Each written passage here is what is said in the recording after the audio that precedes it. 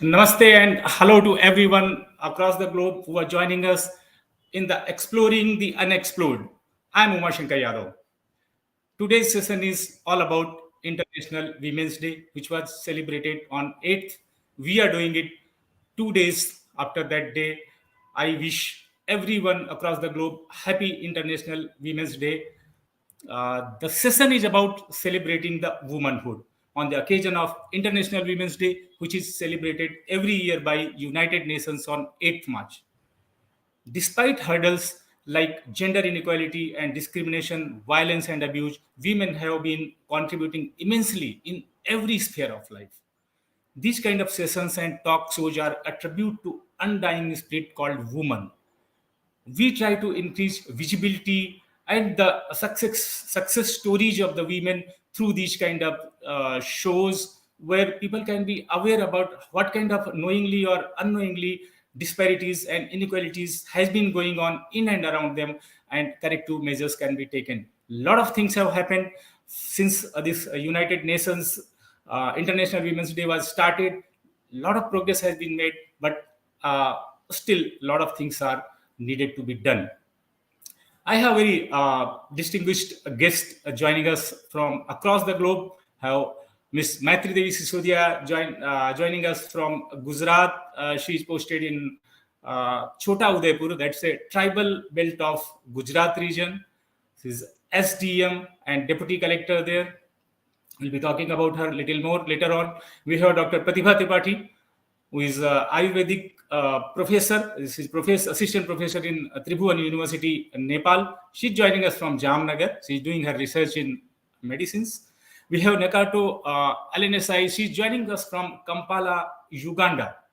She has done her international affairs. She has studied international affairs. She's experienced in international affairs. She has studied tourism and travel. She has done her business economics and doing research in environmental science. Will be shortly joined by gold medalist student from IC. We have joined by ICCR gold medalist student. We read her story in newspapers, in Indian newspapers, few days back. She's Razia Muradi from Afghanistan. She has done her public admin in MA with gold medal from a university in Surat. She's doing her PhD in public admin.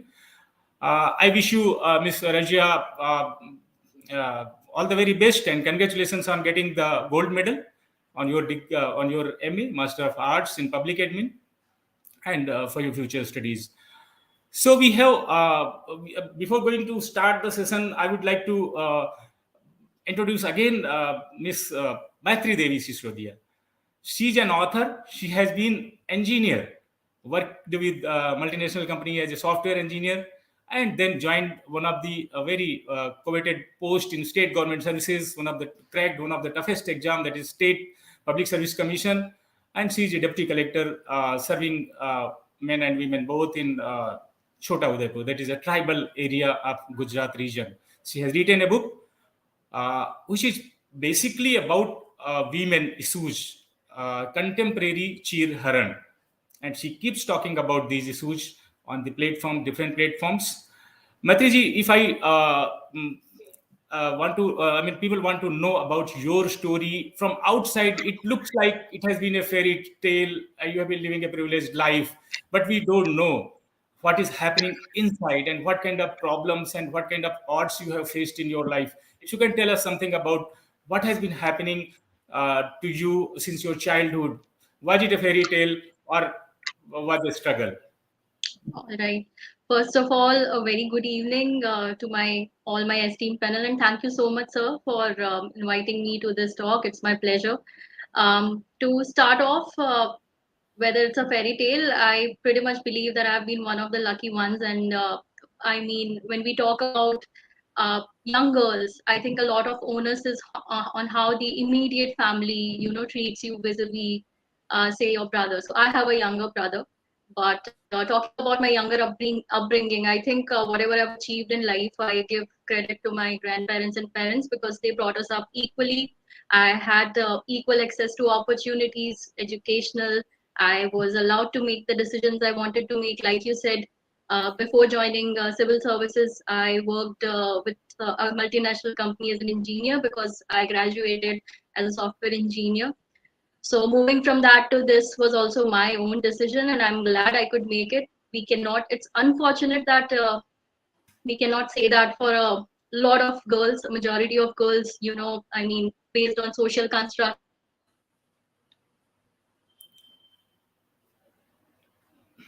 Yeah, I think we have lost the communication with Maitriji. I will come to Miss Razia Muradi. We heard about your story and how you have achieved the gold medal in Surat University and made your parents, your people, the people those who have sponsored ICCR, everybody so proud.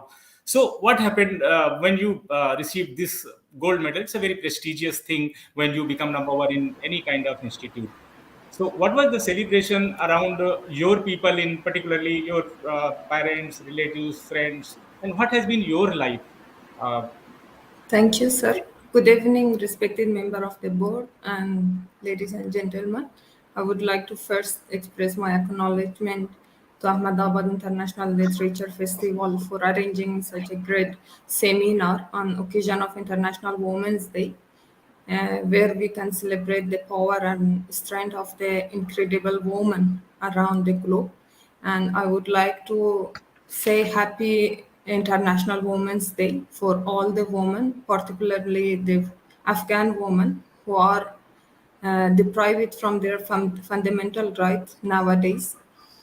uh, as you mentioned, recently I have the honor to be a gold medalist in MA Public Administration from Veer Narma South Gujarat University for the securing the highest CGPA among the students who are pursuing this course. And I'm a Afghani student who came from Afghanistan through a competitive exam in 2020, and the ICCR has awarded me with a scholarship which helped me to pursue MA in public administration.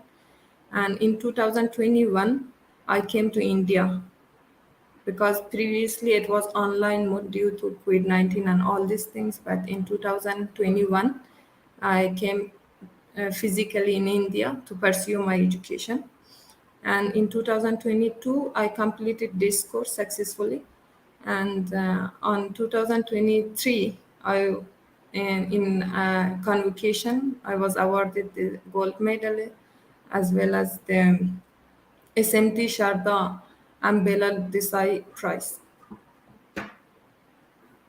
yes. So, what was the was there a celebration in your place when you they got the news that you have been awarded gold medal from the university? What happened in your parents with your parents? They were happy. Yeah, Must I mean they will be happy, of course. it is absolutely that they were happy and as well proud that because of the achievement. But another side that due to current situation in Afghanistan, they were not present during the ceremony. But at least my Afghan friend who are also studying in India was present and was in my side. And it was a like a kind of motivation for me that if my family is not present, at least my friend is there. And they encourage me and they motivate me during that day because it was the moment that I was happy, and another side as I was sad because none of my family member was there and the other students were present with their parents, and it was a kind of emotion sense that I had. Right, right. Yeah, it feels like every parents generally go to their children's convocation ceremonies, but yeah, it was unfortunate that they were not available during yours. We'll discuss more about your story in the next segments. By the time we go to Nyakato Aninesai, who is joining us from Kampala, Uganda. Tell me something. I introduced you about you have been you have done your business economics, and then you are doing environmental science, and you have been into tour and travel business as well. So, how is the life? How has been life? Have you ever uh, thought of coming to India, or it's got suddenly, I mean, this kind of education in India, or suddenly it came from somewhere and you landed here? Okay, good evening to everyone. I would say good evening because in my country it's good evening already, and I believe in India it's good evening. Thank you, sir, for the opportunity you've granted me to share my story. I would say, as an African lady, I'm so privileged to be part of this team. And I believe everyone who will see me speak today will at least desire to be like me, any woman like me. I would say my life has not really been as straight as anyone else would say. I'm an orphan, as I can say, no mom, no dad. But I'm glad to say that I've been able to reach where I've reached still, I would say by God's grace and by the effort I put in and the never giving up. So I did my travel and tourism, like you said, in Makerere. And I would say half of the tuition I paid it for myself. Why? Because I believe in education. I love studying and I believe in being powerful and being somewhere in future. So I made sure that I achieved my bachelor's at Makerere University. And by God's grace, I got a scholarship in India. ICCI was actually sponsoring my education of masters in business economics, and yeah, as well I got a first class. So it's by grace that I've been able to achieve the few achievements that I've also got, and it's because I believed in myself that I could actually make it even when I was on my own. Yes, I had my brothers and sisters standing with me, but if you don't have your parents, it's a little bit different from someone else who has the support. So I did my master's at Maharaja Sajara University of Baroda, and it was really a success for me.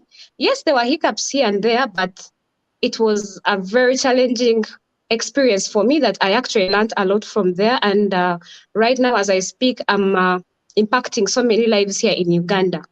And yes, when I finished my master's in business economics, I immediately enrolled for PhD. Like I said, I believe in education for a woman. I believe in education for a girl child. So if I see any girl child out there trying to be better or trying to go to a level, I am one of the person who can easily and is always willing to push them to the greater heights. And I believe this is not the end of it. PhD won't be the end of it. I believe in even the little that we'll share here today, someone out there will pick a leaf and maybe will be better like us. Yes. Right. So, when you are there in the streets of Kampala, young girls, young children come to know that you are studying abroad, studying this and thing. What kind of feeling they come? What kind of compliments you get? Are they inspired about your work, about your studies, about your being alone, about your being independent? You said that you are a leadership skill trainer as well. You mentor Yes, yes. the young people. So how do they take you as a role model there? Yes, they do. Actually, people here call me professor even before I achieve the title. So most Ugandans actually they want to also come to India. They're like, how can we do it? Most girls out there, even the ones already at the university, they're asking me, how can we make it like you? How can we graduate to reach India? Because everyone knows India as one of the best area for education. So all I tell them is, you know what, you have to work hard. You have to be consistent. You have to believe in yourself. So one of recently I met one orphan, and he got good grades actually, and he was like, I really want to go. I want a scholarship, but I don't know how I can make it because I don't have parents to push me. And I was like, you know what? It's not about your parents, and no one pushed me. It's about myself. Yeah. So Uganda is generally considered a very happy country. Happiness index is quite high there. People are very happy. I can see you happy. I mean, it's a kind of trait people have there. I hope I've lost contact with the Nyakato. I'll come back to her later on. Uh, uh, Dr. Pratibha, can you tell us something about your story? You are a professor there in Tribhuvan University Institute of Medicines and doing research in Ayurvedic medicines in Jamnagar. What has been your story from the childhood onwards? Was it good, or you have faced struggles, and how it, as of now, how it is?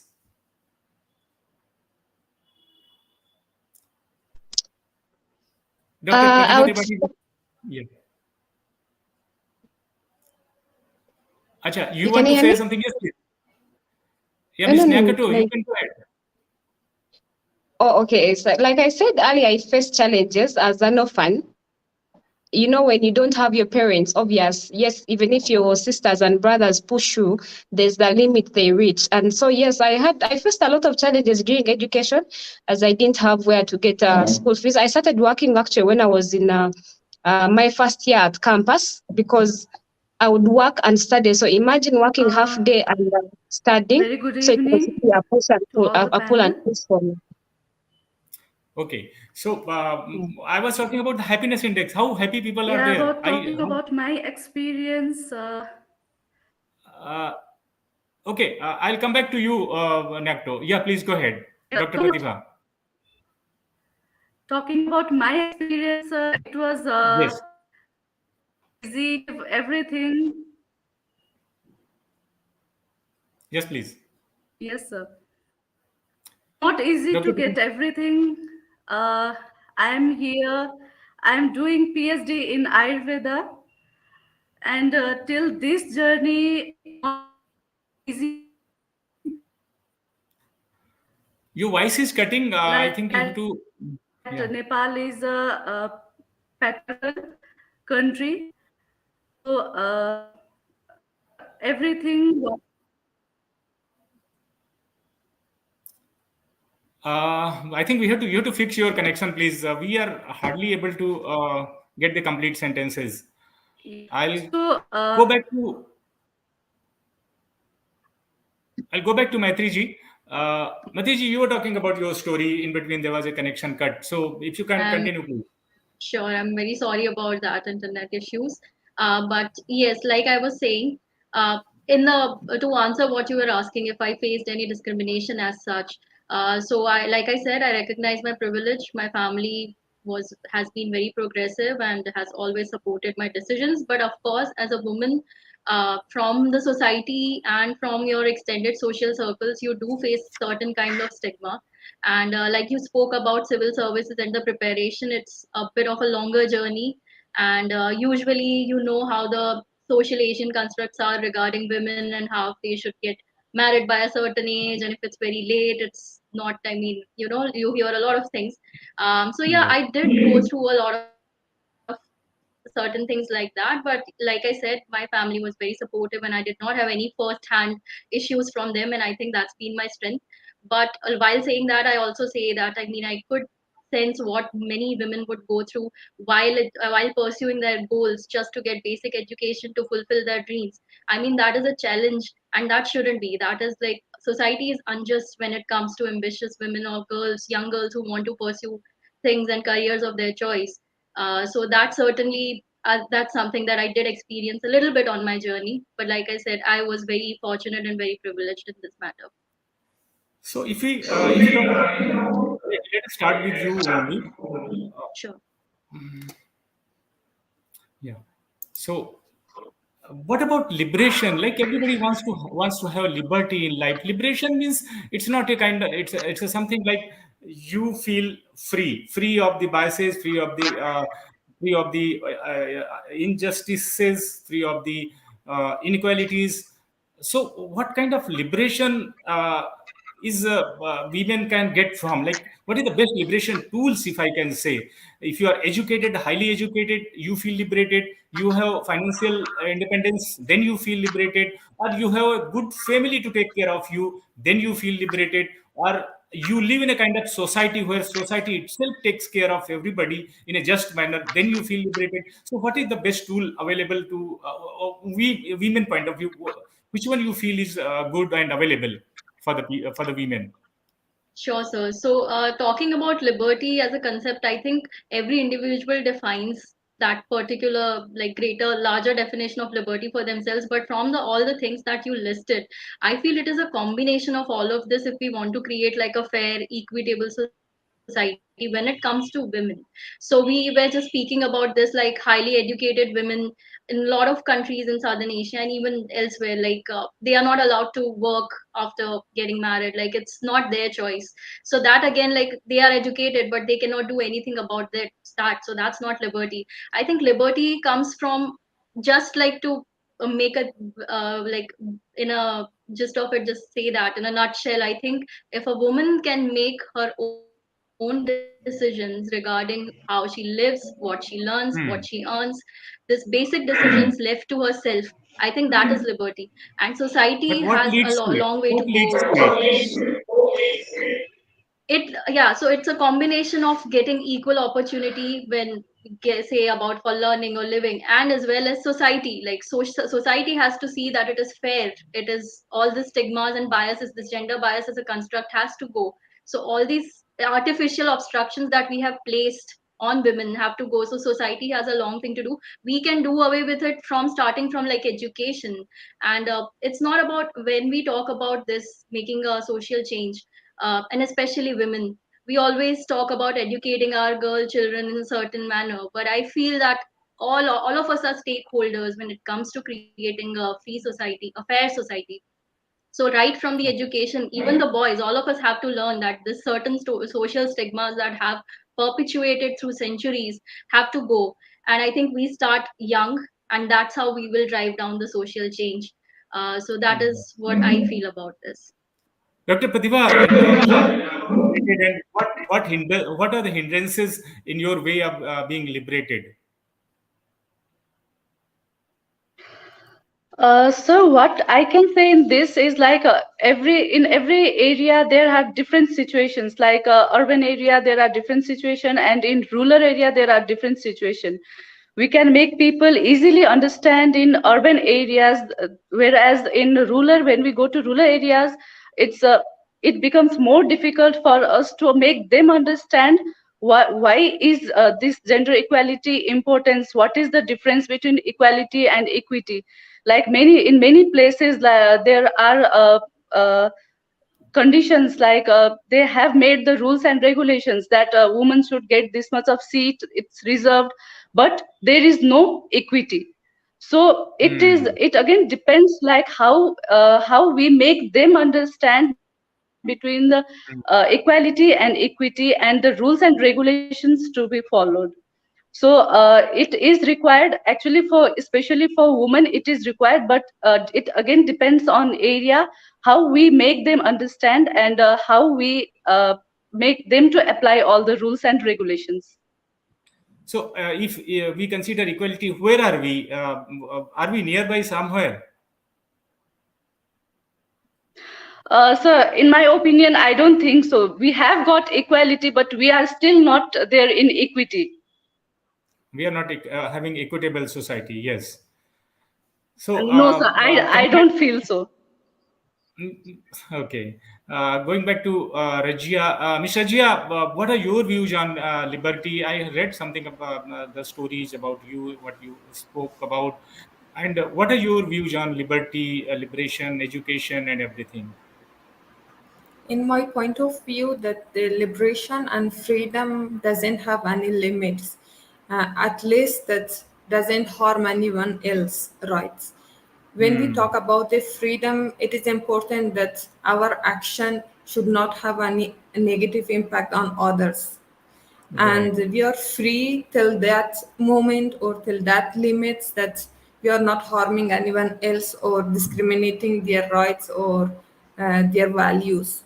Because of that, I think in my point of view that both gender, the male and female or the LGBT and all kind of this sort of gender that we have, they are free to live their life, to set their agendas, to work toward their goals, to work toward their achievements or their dreams without any limitation. It is mostly depend on them, that they may focus on their education, they may focus on their finance, they may focus on the social aspect of their lives, but all this component had make the pillar of this empowerment, that we can say that everyone has this right to achieve anything that they want. But in if we talk about the developing country, mostly in South Asia, particularly in my country, nowadays the women are facing so many challenges regarding their freedom, right to access to education, right to have access to the basic and fundamental rights that they have, but they are deprived from these rights because of the political situation, because of the economic situation, or because of the other crisis which is going on. And mostly it is about the conflict and all kind of things. In my point Right. of view, that if we want to have a liberal society, we need to work from the very basic component of the society, which is the human and the social body. And from the basic, we can have these capacity buildings and empowerment programs, and make people feel that they have this right to decide on their own lives, and they are the one who can change their lives. Then we can improve the situation, and we can have a equal society, that everyone has the opportunity to be an active member of the society. In my point of view, that the more thing that we can achieve the gender equality is the empowerment and gender equity, that through the Okay. empowerment we will enhance the education, we will enhance the capacity, the capability of both genders, that they can understand what is the exact need. And through the gender equity based on the need of both genders, we can decide that what program, what policy, what approach can be used to Right. solve the current problem that we face because of the inequality and gender injustice. Right. In fact, I have a question to all of you. All of you can think and give a response to it as per your understanding, your knowledge, and your experience.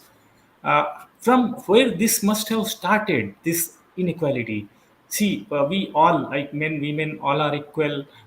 In women, the level of IQ can be higher, or lower, anywhere. Women can be more having more IQ, high IQ. Women can be physical, even fitness can be physical strength can be less or more.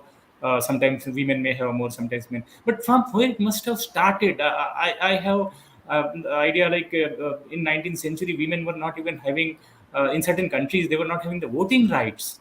So from where it must have started, can you just find it, just give me some idea like how it started and when it must have started and who started it?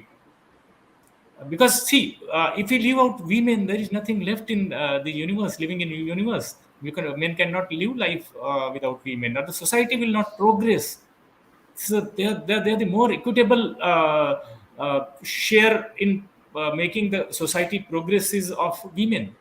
We all can feel it. So how this gender inequality and disparity and all kinds of violences, all kind of biases came? How did it originated, Miss Nyakato? If you can think about and tell something about it.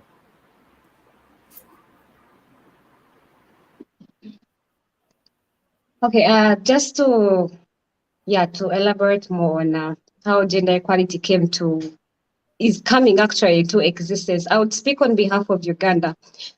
You see, in 1985, our constitution of Uganda, it came up with a law whereby every district, call it states in India, they call them states, but in Uganda we call them states, districts, whereby every member of parliament, there had to be a seat for a lady. Initially, before the 1985 constitution, ladies were actually not allowed to work in particular position in the government. But after the constitution came in place, we were able to do what? Ladies were given positions in the government. If you look at the local governments as well, there has to be a lady councillor. Okay, of which these councillors are the ones who are representing the women in the government, which was not there initially. If you're to look at even Africa in general, most of the leaders recently are more of ladies. If you're to look at Tanzania, the recent president, Her Excellency Samia, she's a lady, and she's developing Tanzania. If you see very well, if you look at the former president of Liberia, she was also a lady. The current president of Ethiopia, the woman. So I don't say that equality is actually not yet there. According to the state we're in recently, especially in Africa, I would say we are trying to eradicate inequality. So I would say there's an improvement. Yes, it's not yet there 100%, but we are somewhere. Because if I personally am a counselor, if I can go out there and I'm given an opportunity to speak, it means there's a growth, which was not there initially. In some cultures in Uganda, women were actually not allowed to study. They were not considered. They were not looked at as important people. Like if you're educated or not, it doesn't really matter. But currently, it is actually the government is actually calling out girls to even do more studies. If in Uganda, let me say, you call it grades. For us, we call it points. If you get, let me say, 70% and it's first class, or it's missing like 3% to make it a first class, a lady is added 3 points, meaning you can get a first class even when you've not made it. Yet men don't stand that chance. Even when it comes to scholarships, ladies are actually favored more. They're given more opportunities, meaning, yes, we are not yet there, but we are trying. The government is trying its best. Even as we are trying. Even India, if you see ICCR, a number of ladies are actually considered more than males. So I wouldn't say that equality is not yet 100%, is not yet there, but we are trying. Things are improving. Yes. Yes. Things are improving. If we come, if we come out as we, the ladies who are now there or somewhere, if we come out and try to like sensitize the community, sensitize especially the rural people, and let them know what equality is, then I believe that we can be better. Right. Yes. So, if I come to Dr. Pratibha ji, you talked about equality and equity. Like people are talking about equality, everybody is equal. But equity is a kind of shareholding, stakeholding. So you are saying that I may be said that I have on my name there is a property, but I'm not the stakeholder. I'm not the equitable authority to manage my affairs. That kind of thing you're talking about, and why it is not there, why still people don't give equitable authority to the women, particularly in the families also. They have equality, but then there is no equity. There is no equity, sir.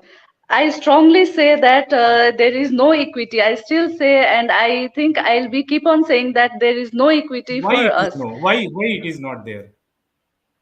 Sir, as I talk about Nepal, like many of the people, like I am staying in a city. I am from proper Kathmandu. So what is the scenario there is like we will be working whole day, but at the end of the day, when we go to our house, we will be the one who will be working in the kitchen. It's not the male. It's always the female. We will be going for dishes, we'll be going for kitchen, and we will be the one who will be going for all the things for house. So that's why, sir, when our work will be divisible for male, also then there comes equity. Maitridevi, things are changing. Like people have started working women are getting some assistance in homes. I don't think so, sir. I don't feel so. What is your experience, Maitridevi? Still they require some maybe 15 to 20 years or 50 years more to get that equity. But you are hopeful that things will become Yes, sir. I'm hopeful. it will be a Yes, stable society soon. That's a wonderful thing. exactly, We need to be positive. Things are changing, and exactly, sir. I have seen even the families where men are also helping women in their household works, Yes, sir. because Yes, sir. even women are going for work. So things are changing, but as it is, because it has been years and centuries old problem, that biases and prejudices and kind of stigmas, and this work has to be done by the women only, that has been going on from the centuries. So it will take some time Yes, to sir. get equality and equitable society.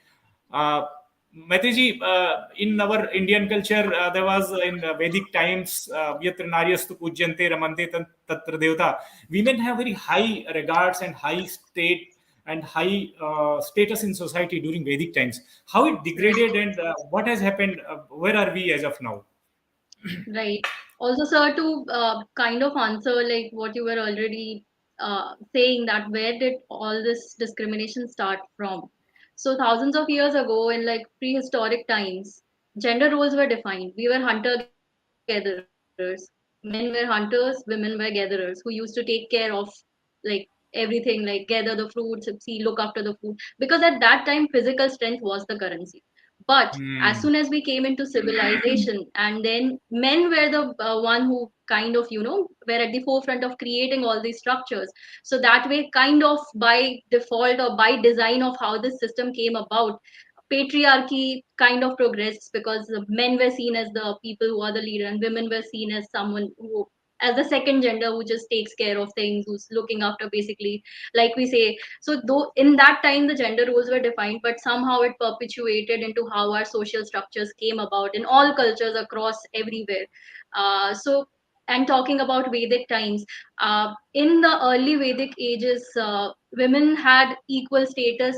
All the sabhas, so basically all the assemblies where important decisions were taken, uh, the women were present. There were women scholars. They were all, taken on equal footing. But then somehow in the later Vedic ages, it started degrading in terms of, then women were asked to cover up. They were asked to not be present at this public assemblies or important places where decisions were taken. So as soon as our role in decision making, uh, places, be it family or be it ruling classes, that came by, that's when it kind of started to, degrade for women.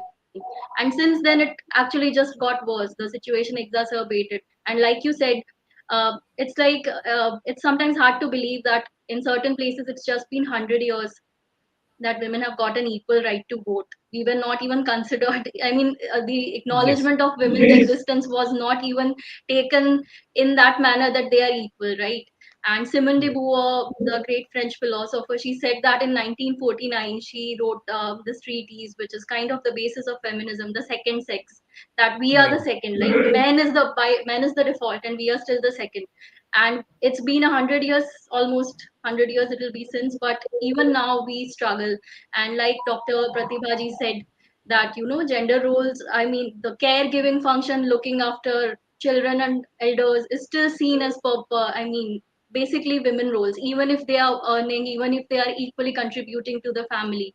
It's felt that it's their duty. And we honor men when they take part in basic home, I mean, household chores. But why should that be? I mean, we need to change this thinking, that gender roles were defined in those times. We have since come, I mean, it's been a long journey, thousands of years have passed, and now no more the physical strength is currency. So we need to come out of that thinking, and as a unit, as a family, and as well as in schools, we need to start teaching that, basic cooking, cleaning, all these are life skills which everyone, regardless of their gender, should have. Only then we will see some equity, like we are talking about socially. Right. So, how we come to more practical things like how politely we can train or sanitize our families, society, and and countries, nations to treat women, men equally. Politely, they can be taught the importance of having women equal rights, equal power, equality everywhere, equity everywhere. How politely it can be done, Ms. Rajia? There are the In messages, my how messages can be given to the people, to the society, to the yeah, families, as Maitriji was saying, that families still expect. Even Pratibha she said we have to go and cook the food even after working the whole day. How societies and families and nations can be told that, see, I have arrived. I'm strong enough. I'm able enough, and I will not harm anybody. I'm not, as you said earlier, till the time you're not harming anybody's liberty, anybody's independence, till the time you are liberated. So how politely it can be done? Because see, aggression is not going to help. it is mostly depend on the culture and the value that the family and the society has been accepted till long years. And this is the start of this all discrimination and gender inequality come from family in my point of view, because from the childhood we are trained by our parents that what roles can be done by the woman and what roles can be done by the male. And we are trained through our family. Then when we enter to the society will trade us as, based on their also their values and their cultures. And it is, if we want to change something, we need to start from the families, because in family the sexism is very high. We, everything can be divided by their sex. For example, if a mother want to buy something for her children, they focus on the color. They distinguish the color by the gender, that if it is a girl gender, we will absolutely say that the pink color would be for girls only, but the men cannot wear that. This is something, the mindset that we have, but there is no exact law that it is approved that exactly such kind of thing should be implemented. In my point of view, that if we want to change something, we need to start from the families and to build their awareness that this is all the gender roles, and it is the society that are making these roles for the both genders. And based on this, what society accepted, we will do. For example, in most of the society, the household work are defined it as a woman work, or it should be done by the woman or the girl who are in the house. And if the male member of the family want to help, even our grandmother or our mother will not allow them to do that kind of things. It means that the mindset and the approaches that the family is taking regarding the gender role or type of the roles that we have, that it is productive role or it is social role or it is non-productive roles that we have, which the household activity are under the unproductive roles, that we mostly the female are doing that. Even the female are not accepting as a role or as an activity or as a work for Right. themselves. Whenever they are doing, because it is unpaid, they are saying that it is not be considered as a work, but in reality it should be valued and it should be considered as a work, because they make their times to do, and they will use their energy, and they will spend their time to achieve such kind of things. And in Right. my point of view, that it should, the family should be trained, and the awareness raising campaigns or conferences or through any channel that we can build the awareness and the capacity of the families, mostly the illiterate people who doesn't know that what is exactly the role of the woman or the role of men, or both the gender, what can they do. It should be through the awareness, through the woman empowerment, through the accepting woman as a human, and through Mhm. such kind of activity and approaches we can start the Mm. increasing the disequality and inequality in our society, I think. Right. So you spoke very nicely. Like we have been conditioned, girls have been conditioned in the families. Like they have to do this only, they have to do that. This is girls' job. This is boys' job. So since this year in 2023, UN theme for this International Women's Day was digit all. That is technology and innovation for gender equality. So I was coming to okay. I'm coming to Pratibha ji again. Like, do you think this technology has also helped in getting gender equality, parity, and at least people have started thinking about it? Like Miss Rajia said, uh, women were or girls were just thinking, okay, I'm made for this, I have to do this, I have to do that. Now since these kind of, let us take example, like we are discussing this, at least through technology we are discussing this, that this job can be done by anybody, it's not only girls job, it's not only boys job. So this is all through technology. So do you think that technology is helping in achieving the equality and maybe later on equitable society? Uh, yes, sir. Actually, technology is helping a lot in that. But before that, before going to technology, it depends on family how they teach their male child and female child about their roles and their responsibilities. It's not. It's the time. the time has come to teach the male child also that they have to do the household work. It is not only dependent on technology. Technology is not going to teach them the roles of their household.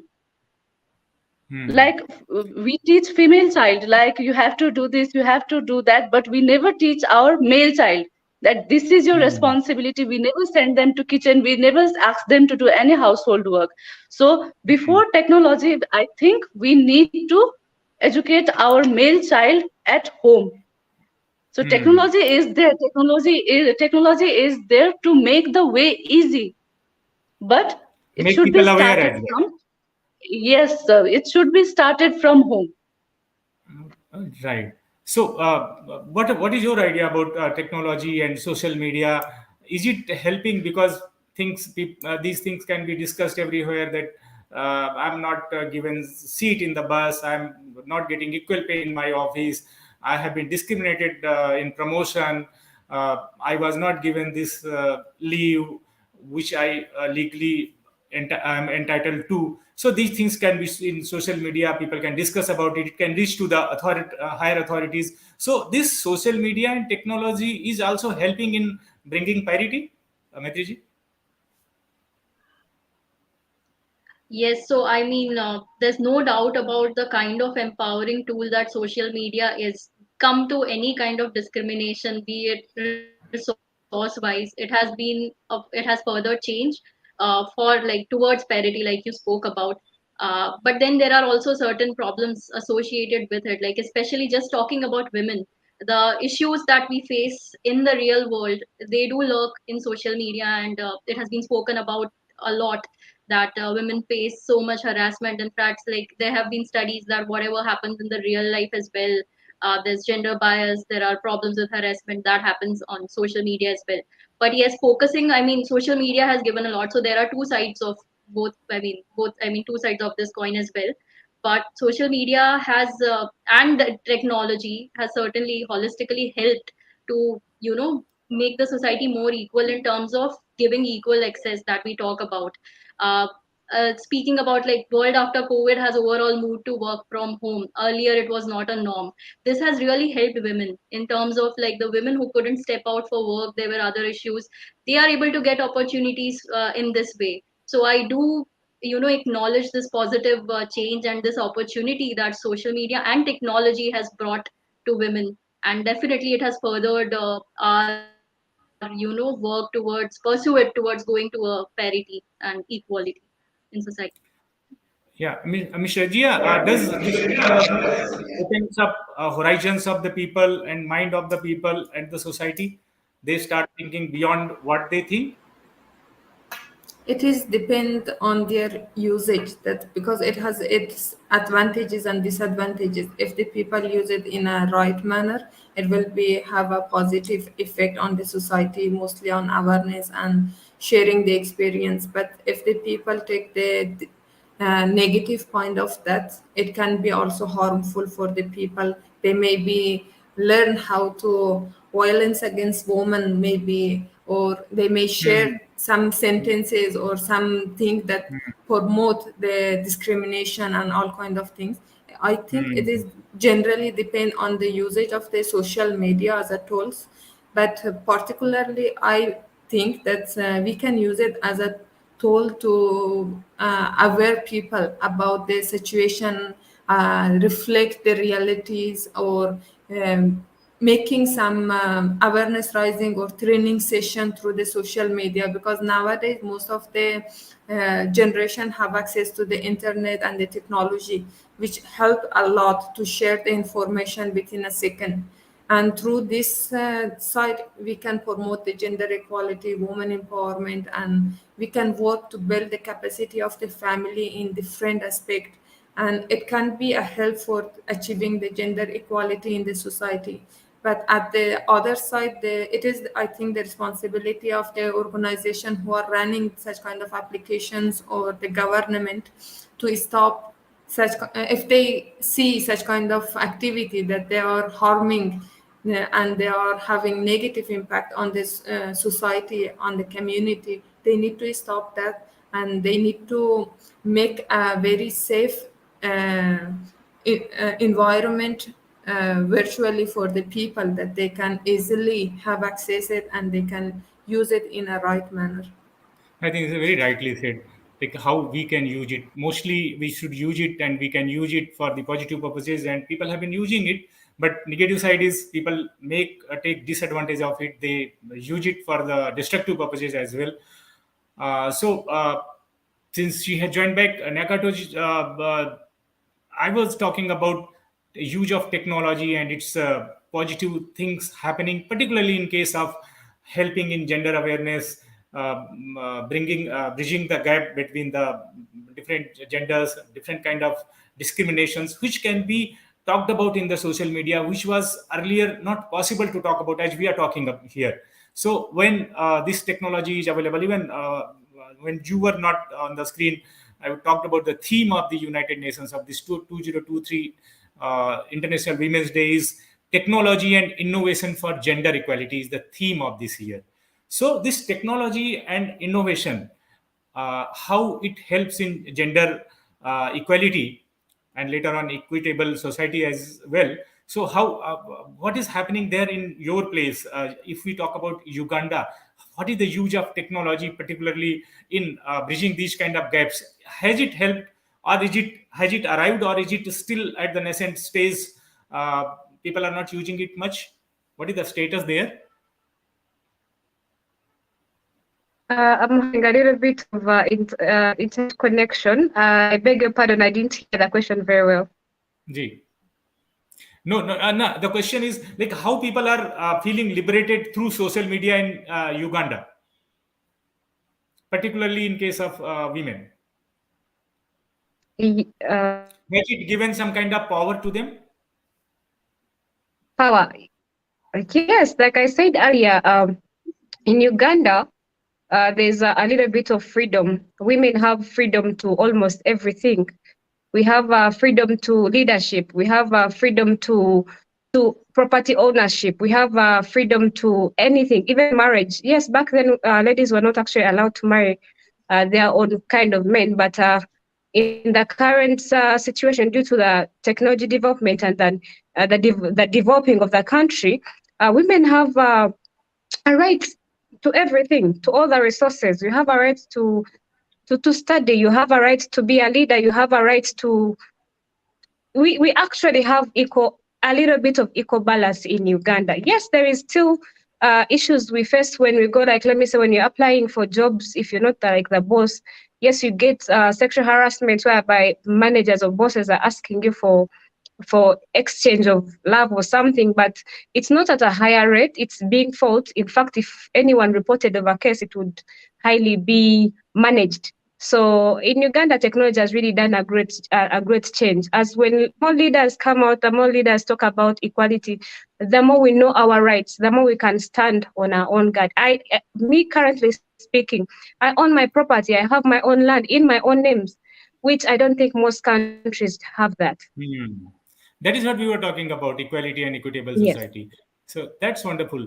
I didn't get answer about the happiness of the Ugandan people. How happy they are. Happiness index is quite high there. Ugandans are very happy there. Okay. Yes, in Uganda, we are actually happy people. The hospitality is like 100%. We are kind of free people, which I've not seen in most of societies out there. Even when you come and you're a foreigner, we treat you as a brother, we treat you as a sister. We don't have discrimination. There's no actually any discrimination of color or race or whatsoever. Yeah. Yes. Yeah, with this, we have come to the last question to all of you. As I said, you have to list 5 things. What are the 5 things you would want from society for an equitable and fair life for women? Pratibha ji raised this question, like equitable society. So what are the 5 things you want from society so that women can feel equal and having equity? Okay. 5 things. Yes, Pratibha ji first. Okay. So what I can say is there should be support to women leadership firstly. If they are planning to lead anywhere, then there should be support from their family firstly, then their colleagues, then from the leaders, from every stakeholders. There should be support for a female's decision. Then it should be about women's health. Okay, that's very Like important. because of many problems there we can see many problem in women's health. So even that should be secured, and we have to think about it first, because if a woman is healthy, then only she can lead anywhere. Right. So the other things are like there is abusiveness in for women also. So that is inclining. It's not decreasing. It's increasing condition. The like where there is equality, and we are talking about equality and equity. Like where in some places we are getting it, but in some places the condition is being more worse. So we need to You take need to our be more attention, civilized, like of stakeholders more in polite, those areas. civilized. Yes, Right. sir. Yes, sir. Yes, sir. Something more, or yeah, these are the things you want. There Yes, should be I think it's security for women. Yeah. So we're coming to yes, sir. But yes. I mainly highlight on the woman's health. Ji, bilkul. Health is very important. Yes, because of the health, they have been facing a lot of Very problems. In important. fact, Yes, this has been one of the region exactly. why women have not been given priority in jobs, even in military and Yes, sir. paramilitary forces. Also, the health issues are there. Like Because of this, they have been.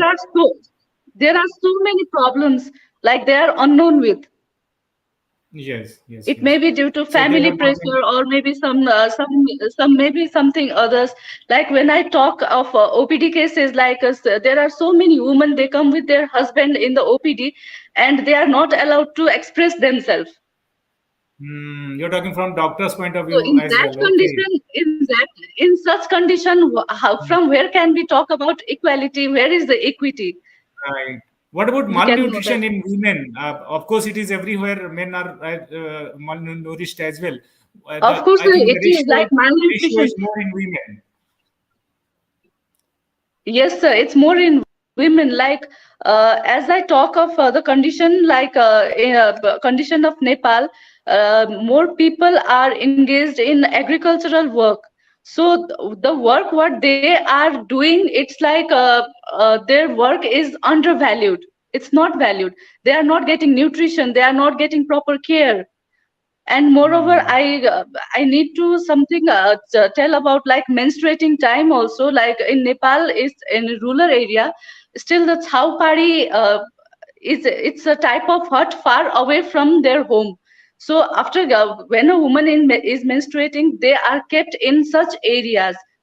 Like they may be at that time, they need a proper ventilation, and they need proper care.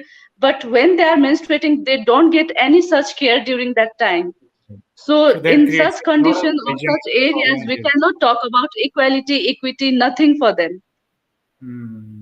So I think these are the things which we need to keep talking almost everywhere in every forums. So at least these things reach to the people, the authorities, the society, the people, the families, the individuals as well, because individuals are also Yeah. responsible sometimes.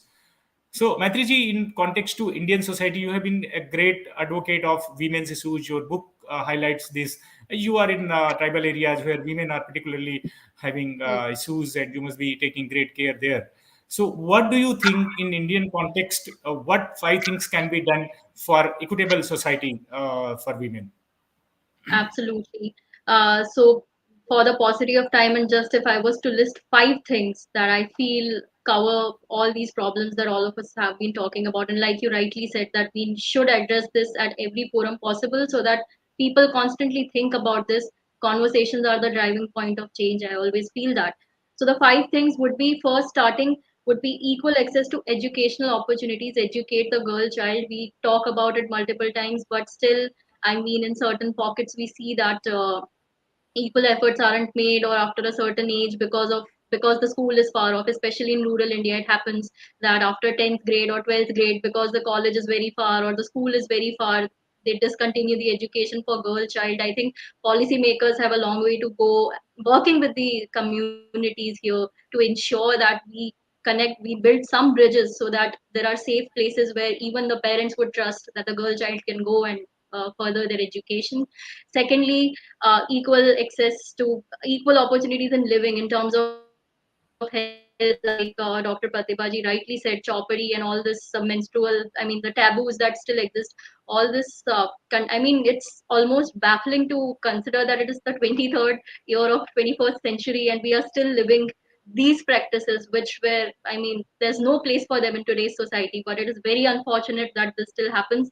So we need to actively work with the society to see, and women health and the way they live is also something that we should see, because there's a very nice book by Caroline Priado, Invisible Women, which talks about, I'll just briefly say, which talks about how women aren't the, it's always the male, I mean, taken as the basic, even for surgical instruments and everything. It kind of talks about a lot of things, but this just came to me. So we have to see that women aren't treated as the other gender, basically, and, things are taken care of health wise. Third would be equal pay, equal access to earning opportunities. Gender pay is still, I mean, we still see that there's a pay gap when it comes to women. Women earn lesser than men for the same jobs that they do. So this is something that we have to overcome. Fourth would be seeing more women in leadership positions, be it on corporate boards or be it in the parliaments and assemblies where decisions are taken. And we can start as a family, like include your women in taking important family decisions. It should, that's what will change the psyche of the society. That, and fifth would be overcoming all the social stereotypes and stigmas that have really outlived any, I mean, utility that they should have in a civilization. So these are the five things that I feel we need to Yeah, this is a achieve. very nicely put, things.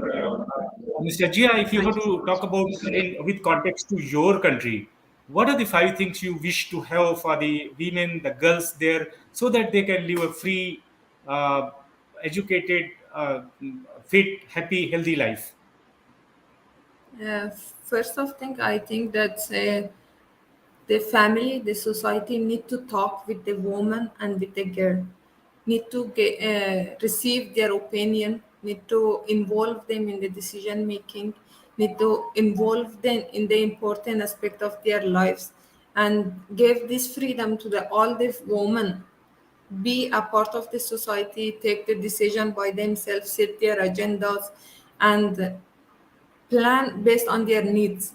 And how we can achieve it, that we talk with the woman, because why we cannot achieve the gender equality, it is because that there is lots of good policies in all over the world, but the thing is that the exact need and exact requirement of woman is not considered, because there is no woman representative that they can share that what exactly is the problem, what exactly is the challenges, or what is the fundamental need that the currently woman need to receive it.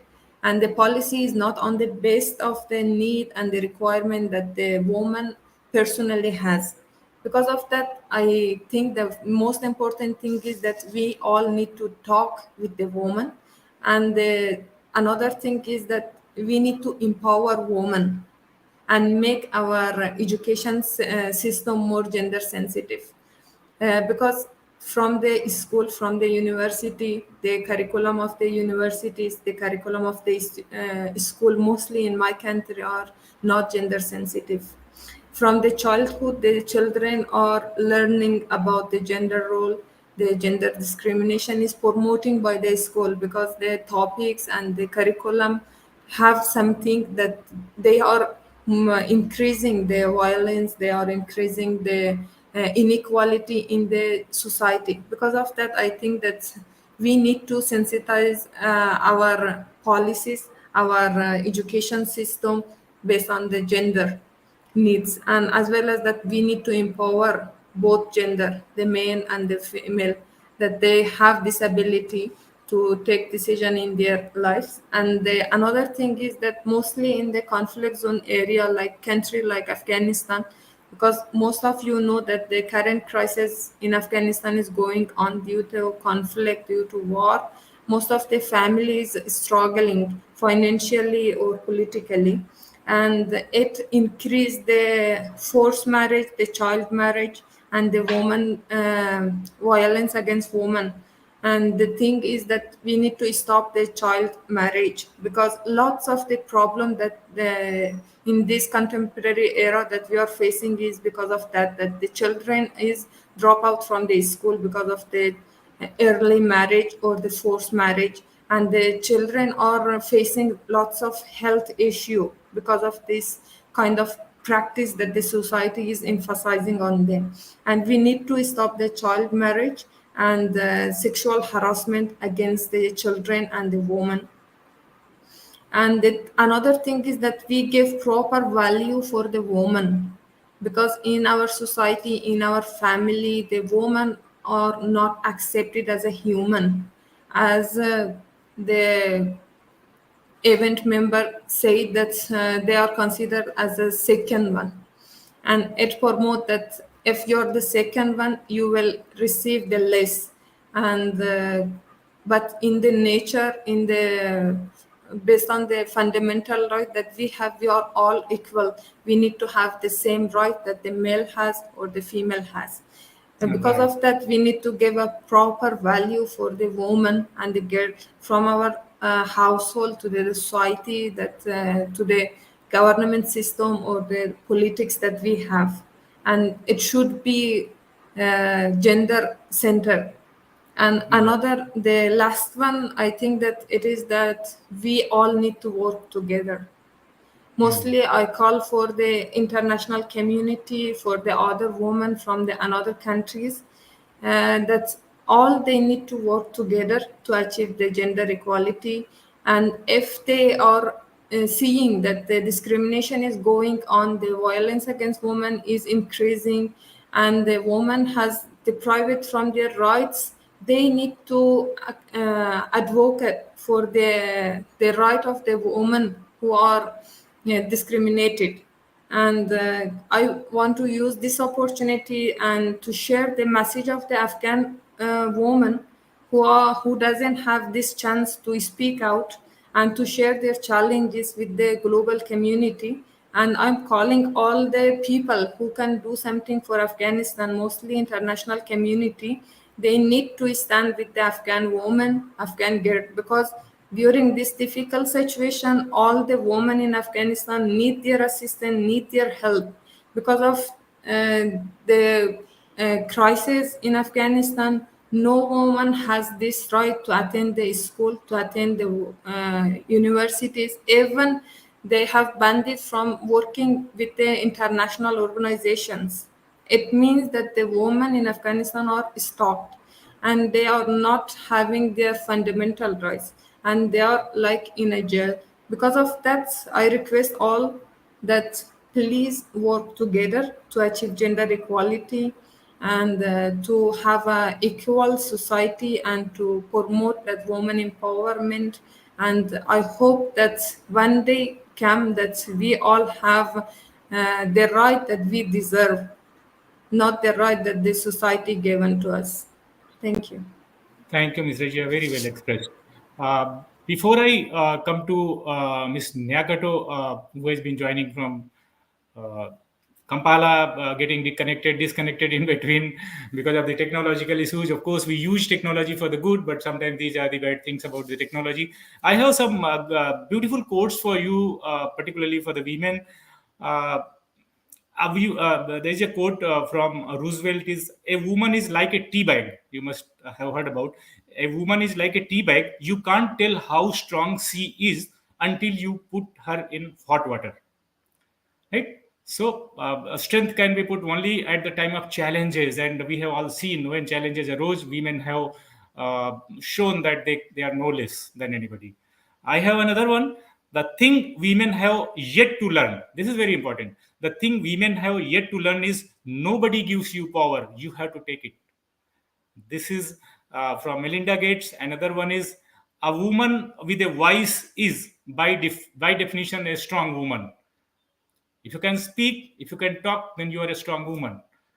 So, Ms. Nyakato, what 5 things you would like to have in your country so that women, girls, those who are coming behind you, the younger generation, they should feel much more liberated, better, good health, and they can be a better placed human being for the whole world.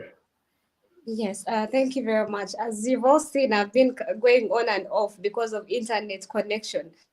So first of all, our government has to do something.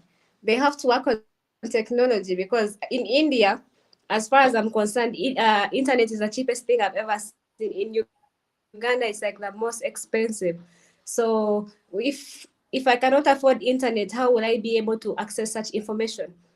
So the government has to do something about our technology. We have to develop because yes, we may be happy people, but if we have no the right information, we cannot be happy. So yes, I call upon the government and the people in charge of technology to do something about it. The taxes are so high, so people, even the people in rural areas, they cannot afford this the actual stuff to use. So if the taxes are reduced or technology is improved, we'll be in a better place. And yes, also awareness, more sensitization is needed because you see that yes, I got a chance to get to know this information, but not everyone in rural areas has got this information. So if more institutes are put up in rural areas and more information is extended to these young ladies, I think we can all of us benefit from it and be better. And then we have in Africa, there's a political problem whereby people don't want to leave seats when they're in power. So I may have the opportunity, I may have the potential, but if the leader of 1990 years cannot sit down, how will I be able to shine or to show my ideas? Yes. So I think in Uganda, mainly, and other countries in Africa, leaders should give us also opportunity, give the other women also opportunities to go in power and maybe speak up, because the younger you are, the more ideas you have, the better ideas you have. You know, so a gentleman from Ghana, Mr. Eman James here, he once said that the way to keep people down is to educate the man and neglect a woman. But if you educate a man, you simply educate an individual. But if you educate a woman, you're educating a whole nation. So imagine Correct. if all ladies are allowed to have equal rights of education. It means the entire nation is educated. Remember, we the women, we are the mothers of the home. We are the ones to train the children at home. While the men are out there working, we are the ones who can either choose to build or destroy the family. So I think if the girl child is allowed and given more opportunities, the world will be better. And then there should also be more awareness. Yes, we are talking today. There was this opportunity, but I may speak now and it may stop here. But if all of us who have learned, because I've learned that in Afghanistan it's different from Uganda. So if I go out there and try to, maybe if I meet an Afghanistan and I extend my love to them, maybe they'll be better. Maybe they also understand that actually life is different out there. So I think we should have more love for one another. If we have love for one another, we'll be better. Yeah, and then unity, because if we are not united, we cannot, they say united you stand and divided you fall. If we are not united, there's no way this gender equality and inequality will ever be changed. So yeah, I ask Uganda and all the African countries there to please try as much as to be united, because yes, I'm a Ugandan, but once I'm in India, I stand for Indians as well. So once you're in Nigeria, you're as well a Ugandan. So let's not be divided. Let's not be like, I'm a Ugandan. So no, we are all one. If we stand together and be like a man can stand for a woman and a woman can stand for a man, will be better. Yeah, thank you so much. It has been wonderful talking. Yes, please. Yes. Yeah, like I was saying, lastly but not least, we should all live in peace and harmony with one another. If you're in peace with me, of course, you'll find what I do much as better as what you do. So if you're at peace with a man at home or with a male at home, there'll be stability of a home. Again. Thank you so much. It has been wonderful talking to all of you, and all of you young women are the brand ambassador of the whole world, rather, and for your countries as well, of a goodwill, of a love, of a united families, societies, and equalities and equitable societies. So when we meet next time, hopefully next year during these times, so 1 year would have passed, and we would see a much lesser gender gap between the two genders, and hopefully better societies, because we have to keep talking about the achievements of Miss Razia, the gold medal, Maitridevi Sisodia, then talking about Pratibha Tripathi ji, Nyakato. If you keep talking about these things, automatically a lot of things happen, because we have to keep talking about it. Things will change, definitely will change for better, and we are hopeful, we are eternal optimist that everything will change. It takes time, but let us hope this century is of women's century, and the the voting rights we were talking about, it was just nothing, because it just started voting. So few people were voting, people were not voting. Voting was just started, so we should not be worried about whether they were voting rights or not. Similarly, there are few things happening and few things will happen, so we have to be just looking forward to it. Thank you so much. And this show will be available on YouTube. That is www.Ahmedabad International Literature Festival /C www.youtube.com/C/Ahmedabad International Literature Festival. It will always be available. This is available on Ahmedabad International Literature Festival Facebook page as well as Twitter handle. You can always share it with your friends. You can always watch it. And thank you so much, all of you, for give your time. It has been a valuable time. Pratibha ji was very busy. Maitri ji has come little early from office. Miss Razia, Miss Nyakato, I'm so grateful to you all for joining us. Looking forward to another episode in the next week. By that time, for all our audience across the globe, thank you so much for all your support. Keep watching Exploring the Unexplored and Ahmedabad International Literature Festival YouTube channel. Thank you so much. Have wonderful times.